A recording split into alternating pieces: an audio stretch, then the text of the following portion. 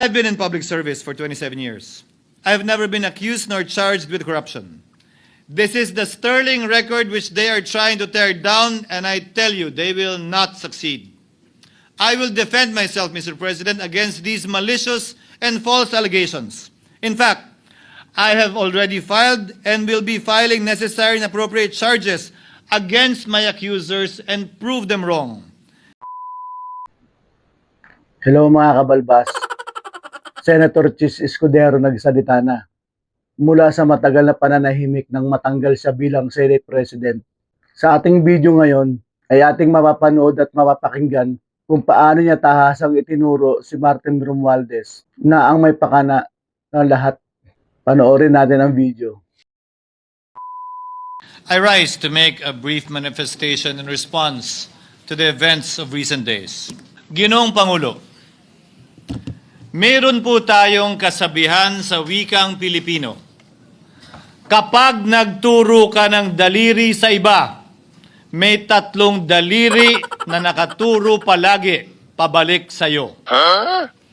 Sa mga nakaraang linggo, malinaw na nililihis ang galit ng taong bayan tungkol sa mga ghost at substandard flood control projects mula sa mga totoong may kasalanan patungo sa Senado at sa ilang mga miyembro nito. Tila pilit na ginagawang panakipbutas, ika nga at fall guy, at diversyon ang mga senador palayo sa Kamara at sa mga tunay na may sala. Klarong-klaro po ang script nito. Ipitin ang tatlong dating DPWH officials, pakantahin sa kanila, mema banggit lang na senador, habang pinagtatakpan ang mga congressman na tunay nakasabwat nila sa mga lugar na ginagalawan nila. Simple ang patunay dito. Kapani-paniwala ba na wala silang kinausap na kahit isang congressman nakaupo na totoong may hawak ng mga distrito sa lugar na ginalawan nila sa hinaba-haba ng testimonya nila dito o sa Kamara? Banggit sila ng banggit, name drop sila ng name drop ng pangalan ng senador. Maski na klaro naman kung inyong papakinggan na wala silang masabing direktang nakausap o binigyan ng anuman. Lahat ito para lamang ipako ang mga senador sa media at sa publiko at ilayo ang atensyon sa Kamara at mga congressman. Bakit nga ba? Dahil tila mas malaking isda, ika nga, mas mataas, mas kilala ang mga senador kumpara sa congressman? Umaasa sila na maiibsan ang galit ng tao sa kanilang mga anomalya ukol sa flood control at tuluyan na silang makakatakas mula sa anumang pananagutan. Isang tao lamang, Ginoong Pangulo, ang nasa likod ng script at sarswelang ito. Siya ang dahilan ng kaguluhan, pagkakaaway-away, pagkakawatak-watak na ngayon yumayanig sa ating bayan, maprotektahan lamang ang sarili niya. Ang pangalan niya ay matagal nang bulong-bulungan sa bawat sulok ng bansa, pero ngayon, unti-unti nang sinisigaw ng taong bayan.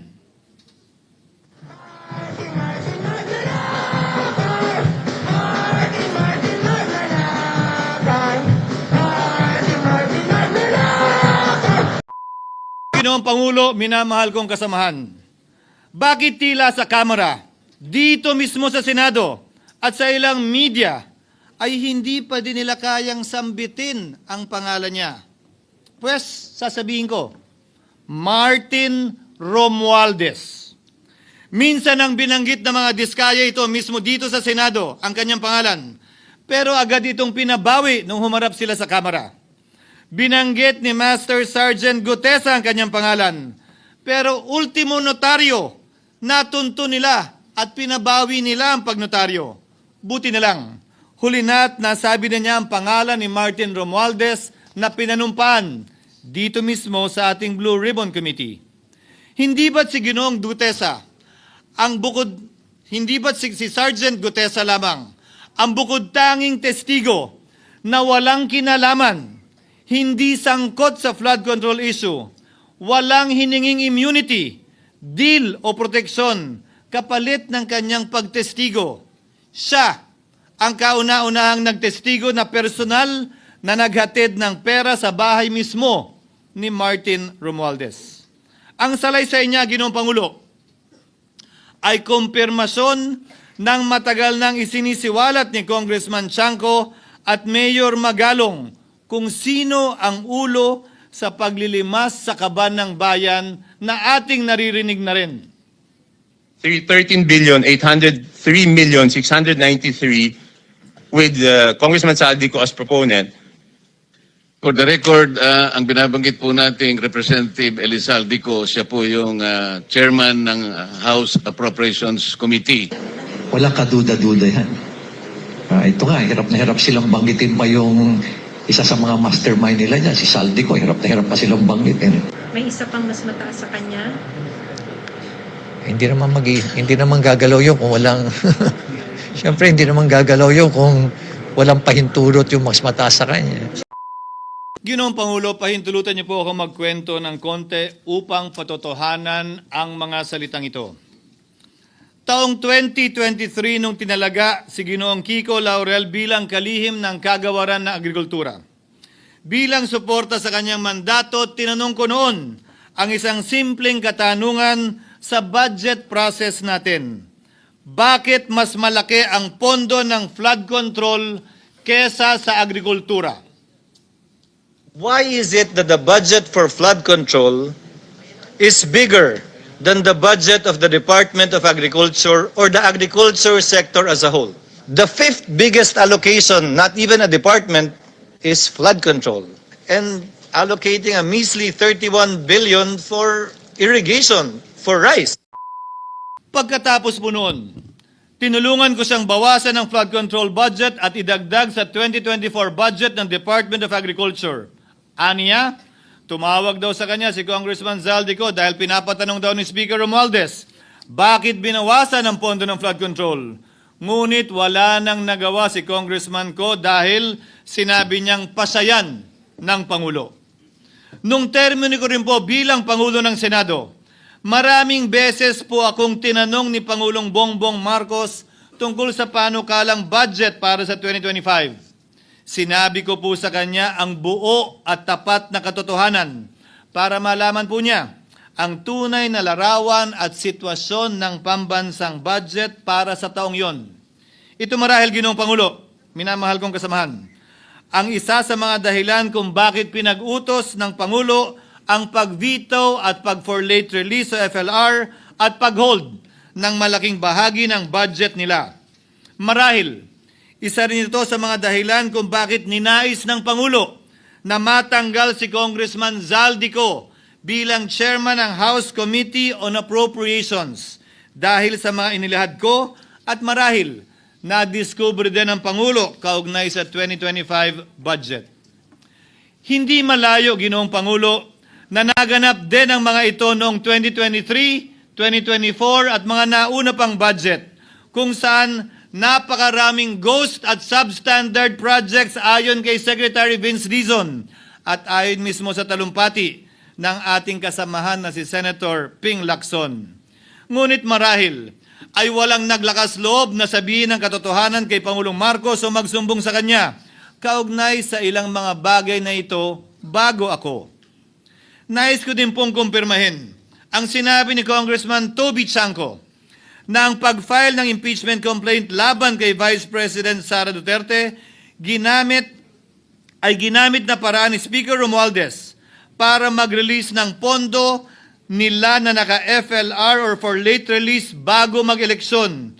Maski na alam po niya na hindi po ito kayang talakayin ng Senado hanggang sa Hunyo pa mula nung simula. Ulitin ko. Ginamit ni Martin Romualdez ang FLR at ang pangalan ng Pangulong Marcos upang itulak ang kanilang unconstitutional na impeachment complaint. Sabi nila, pumirma kayo dahil kung hindi lalabas ang pondo nyo na naka-FLR bago mag-eleksyon. Subalit, Ginoong Pangulo, hindi ito umubra. Hindi ito umubra dahil tinanggihan ito ni PBBM. Sinabi niyang walang ganyang uri ng usapan. at sinabi niyang hindi niya gagawin yon. Kaya't hanggang ngayon, nananatili pa rin for late release ang mga questionableng pondo nila. And that is why, Mr. President, distinguished colleagues, at the height of the impeachment controversy and amidst the passion of some sectors to remove the Vice President at all costs, I urged prudence and level-headedness because I knew that greed and not accountability was the reason behind it. In the end, Mr. President, the Supreme Court vindicated us. The Supreme Court vindicated us by saying, among others, quote, "There is a right way to do the right thing at the right time. This is what the rule of just law means." Close quotations. Ginoong Pangulo, sinisi po sa akin ni Speaker Romualdez ang pagkakatanggal kay Congressman Zaldico. Sinisi po niya sa akin ang pag-FLR or for late release ng kanilang mga proyekto. Sinisi po niya sa akin ang pagkakadismiss ng impeachment complaint laban kay VP Sara na nakikita niyang makakatunggali niya sa susunod na halalan. Sinisi din niya po sa akin ang pagkakasira ng kanilang maitim na balakin sa 2025 budget na nagawa nila ng walang balakid na mga nagdaang taon. Ginoong Pangulo, naging tapat ako at ginawa ko lamang ang aking tungkulin. Kung ano ang tingin kong tama at nararapat para sa bansa at sa sambayanan. Subalit, sa kabila po nito, nagsimula na ang lahat ng bira, paninira at kaso laban sa akin at sa Senado. At ang nasa likod ng lahat ng ito, walang iba kung hindi si Martin Romualdez. Ika nga ni Mayor Magalong na ngayon lamang nakita ko sinisiraan na rin ngayon. Bakit ko ba nilabanan at binisto sila Speaker Romualdez mula noon hanggang ngayon kung kasabwat at kasapakat lang din nila ako? Hindi ko po gagawin yon. Sa pinasangkig ng tennis court, ang nasabing gusali sinimulang pinatayo noong ika-6 ng Oktubre taong 2022 at ang kontraktor, ang St. Gerard Construction na pagmamayari ng mga diskaya na nasangkot ngayon sa mga maanumalyang flood control projects.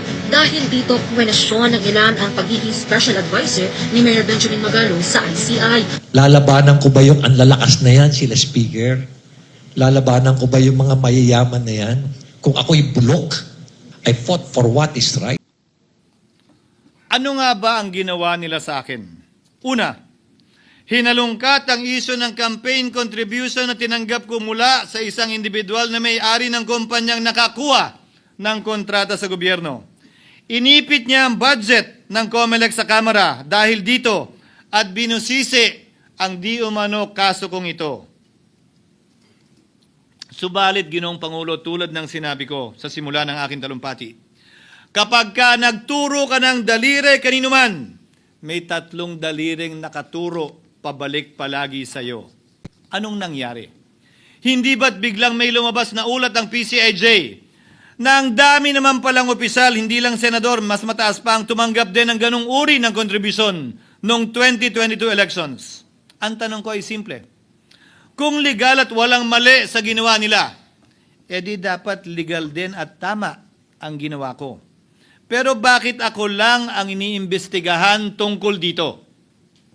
Higit pa doon, Ginoong Pangulo, hindi ba tayon kay Mayor Magalong merong 67 na miyembro ng Kamara na kontraktor?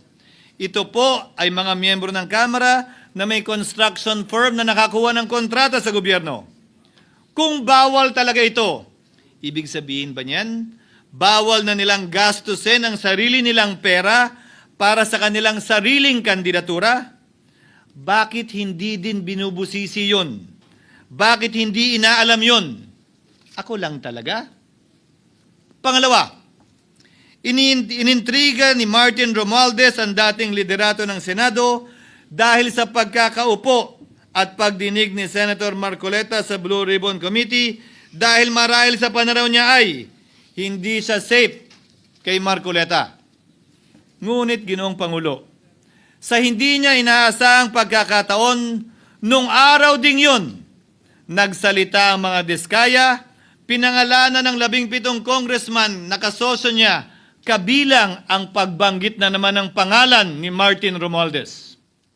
Karamihan sa mga kawani ng DPWS na nabanggit sa itaas ay paulit-ulit na binabanggit ang delivery ng pera ay para sa kay Zaldico na dapat at least 25%. Si Kong Marvin Rillo naman ay ilang beses na binabanggit ang pangalan ni Speaker Martin Romualdez bilang kanyang malapit na kaibigan. Sana naman po itong patunay, Ginoong Pangulo. Kapag ka nagturo ka ng daliri sa iba, may 3 daliring nakaturo pabalik sa iyo.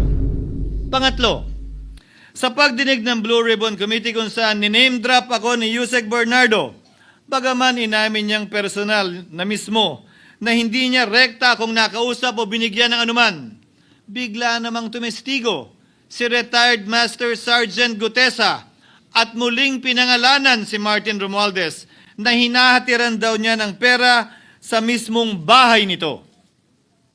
Ang bawat malita ay may lamang humigit kumulang 48 million pesos. Kalimitang dinadala sa bahay ni Congressman Saldico, ibababa lamang namin ay 35 malita para i-deliver sa bahay ni House Speaker Martin Romualdez. Gamit ang script niya sa pagturo sa akin, ayan na naman. May 3 daliring nakaturo palagi pabalik sa kanya tuwing ginagawa niya yan. Ulitin ko po for the record, Ginoong Pangulo, ang sinabi ni retired Master Sergeant Gutesa. 35 maleta ng pera na naglalaman na mahigit kumulang 48 milyong piso bawat isa o kulang-kulang 1.7 billion pesos sa isang delivery.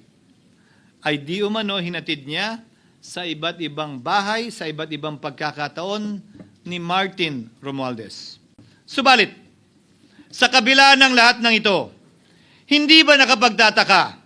Bakit hindi sinasama si Martin Romualdez sa anumang investigasyon? DOJ man, NBI man, AMLAC man. No ako po ay pinuntahan, no ako po ay dumalo sa imbitasyon ng ICI bilang resource person, binanggit ko at tinanong ko din ito sa kanila. Ganito ba katindi ang kapangyarihang hawak ni Martin Romualdez? Na bagaman hindi siya speaker, tila the name that cannot be mentioned pa din siya at nagagawa pa din niya ang nais niya kaugnay sa isang mapamiling hustisya o selective justice. Halimbawa, bakit ang daming kondisyon bago ipasok ang mga diskaya na nagpangalan sa maraming congressman sa witness protection? Pero pag si Alcantara, Hernandez at Bernardo, walang ganong kaparehong kondisyon. Bakit hiniling agad ang freeze order di umano para sa asset ng mga name drop na senador? Pero maliban kay Congressman Zaldico na mukhang nilalaglag na nila, ni isang congressman walang request para sa freeze order. Pagdating naman kay Martin Romualdez na dineliveran ng bilyong piso sa bahay mismo niya, ang sabi ay, quote, "We will work on it lang." Bakit interesado ang lahat sa 6 na senador na idadawit di umano ni Bryce Hernandez na handang-handa tayong alamin sana kung sino-sino sila para mapagpiestahan natin sila? Pero nung sinabi ni Bryce na hindi pala senador, kung hindi kongresista lamang ang papangalanan niya, aba, biglang naglaho ng parang bula ang atensyon. Parang wala na nagtanong. Parang wala nang interes para alamin, sino-sino nga ba yung mga yan? Kung ako po yung tatanungin nyo, alam ko merong 6 na senador eh. May nagtatanong sa akin, bakit wala si Cheese? And my answer to that is, I'm almost sure, though probably hindi ma-mention si Cheese, simply because walang insertion doon. Si Sa Bulacan. Escudero, wala doon. Hindi po senador yung laman nung computer ko. So fake news yun, ha? May 6 na senador na nunumbrahan mo daw. Mga congressman yung nasa computer mo. Yes, yung nasa computer ko po, congressman po.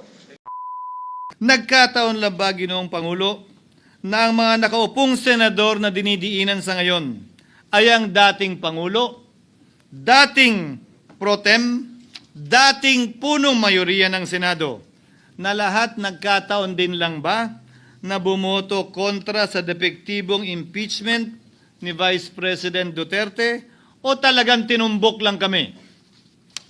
In other words, Mr. President, are we truly for transparency and accountability, or are we merely offering a politically convenient sacrificial lamb in an attempt to appease the rage of the people.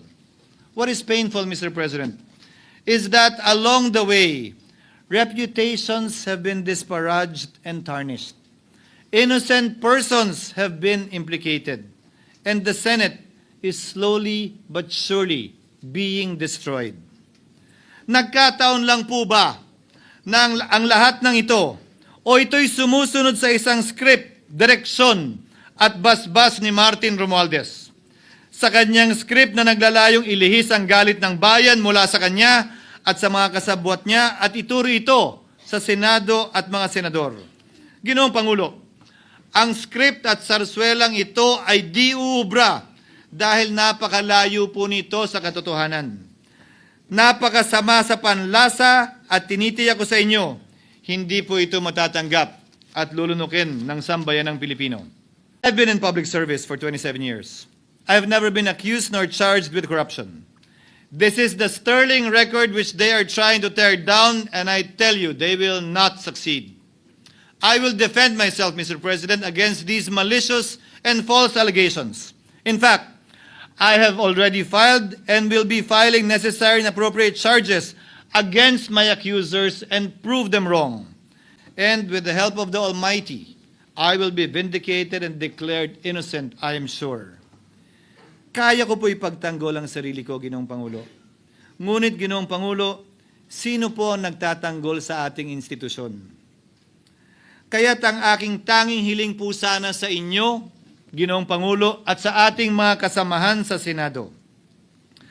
Labanan po ninyo at huwag niyong pahintulutang ang mapamiling hustisya na lantarang nangyayari sa harap natin ngayon. For what is happening now is selective justice and mob justice. Members of the Senate have been thrown off a cliff before the court of public opinion in an attempt to mollify the people's rage, thereby covering up the real perpetrators and giving them a chance to get away. Mr. President, I will not allow justice to be weaponized against the innocent to protect the guilty. Because this corrodes the legitimacy of the law before our people's eyes. Wala pong naniniwala. Bagkos lahat nagtatanong, bakit walang congressman na kasama sa investigasyon? But what about the other congressmen in Bulacan? Why haven't they been questioned? Called out, yeah. You think that they do not know what's going on? Ginoong Pangulo, mga minamahal kong kasamahan, huwag po tayong sumunod sa script ni Martin Romualdez. Labanan po natin ang script na ito. Pasagutin at imbestigahan lahat ng niname drop at nabanggit, congressman man, senador man at iba pang opisyal, at dapat kasama dito si Martin Romualdez. Ginoong Pangulo, hindi ba natin nakikita na pili tayong pinag-aaway-away? Mayaman, mamamayan laban sa lingkod bayan, lokal laban sa nasyonal na opisyal, congressman laban sa kapwa congressman, at ngayon, senador laban sa kapwa senador, pamilya laban sa pamilya, Pilipino laban sa kapwa Pilipino. Ginoong Pangulo, tandaan po natin, mas madaling manipulahin at ang nag-aaway at nagkakawatak-watak na bansa. At ito ang eksaktong gusto nilang mangyari. Ito, sa aking paniniwala, ay bahagi pa din ng script at sarswela na nais palaganapin ni Martin Romualdez upang lituhin, guluhin, linlangin at sirain ang ating lipunan at bansa para lamang huwag siyang mabisto. Sana ay huwag nating payagang mangyari ito. Ginoong Pangulo, tulad ng sinabi ko sa simula ng aking talumpati, sa kada mapang-akusa at mapanghusgang daliri na ituturo ninyo sa inyong kapwa, lalo na kung walang basihan, merong 3 daliring palaging nakaturo sa iyo pabalik. Sana po, maging mapanuri tayo. Huwag dali-daling magturo at maghusga dahil lamang sa napakinggan. Huwag tayong sumabay, kumampi, at magpadala sa script at sarswela ni Martin Romualdez. Kung kayo ay kakampi ni Martin Romualdez, pues sumunod kayo sa gusto nila. Una, maniwala kayo sa mga sinasabi ng testigo niya na nagtuturo lamang sa mga senador. Pangalawa, ibuhos niyo ang galit niyo sa Senado at ng mga senador at palayo kay Martin at sa mga congressman. Pangatlo, pagdudahan at sirain niyo si Sergeant Gutesa na bukod tanging hindi nakinabang at walang bahid at hiningi anumang kapalit sa pagsabi ng katotohanan. Pangapat, huwag niyong payagang mabanggit man lang ang pangalan ni Martin Romualdez. Panglima, huwag niyong payagang ipatawag si Martin Romualdez sa anumang investigasyon. Pang-anim, huwag niyong payagang imbestigahan si Martin Romualdez at mga kasamahan niya saan mang lugar. Ako, Ginoong Pangulo, hindi ako kakampi ni Martin Romualdez. Kaya lalabanan ko siya at lahat ng panglilinlang niya. Una, papatunayan kung hindi totoo ang mga panggigipit at paninira ng mga testigo niya laban sa akin at mga senador. Pangalawa, tututulan ko ang paglilihis at diversyon na ginagawa niya palayo sa kanya at sa Kamara. Pangatlo, hindi ko papayagang sirain ang mga senador pag away-awayin tayo at sirain ang institusyon ng Senado. Pangapat, pinaniniwalaan ko at saludo ako kay Sergeant Gutesa at iba pang katulad niya sa paglabas ng katotohanan. Panglima, hindi ako matatakot banggitin ng paulit-ulit ang kanyang pangalan, Martin Romualdez. At ipaglalaban kong ipatawag at imbestigahan si Martin Romualdez at lahat ng kanyang mga kasangkot at kasama. Ginoong Pangulo, mga minamahal kong kababayan, kung nais niyong lumitaw ang katotohanan, kung nais niyong panagutin ang tunay na salarin, kung nais po niyong makulong ang tunay na may kasalanan, huwag ninyong kampihan si Martin Romualdez. Punitin natin ang script ni Martin Romualdez. At higit sa lahat, huwag magpadala, huwag sabayan, huwag maniwala sa sarswela na nilalako ni Martin Romualdez. Maraming salamat po, Ginoong Pangulo, at magandang hapon po sa ating lahat. Thank you, Senator Francis Chis Escudero.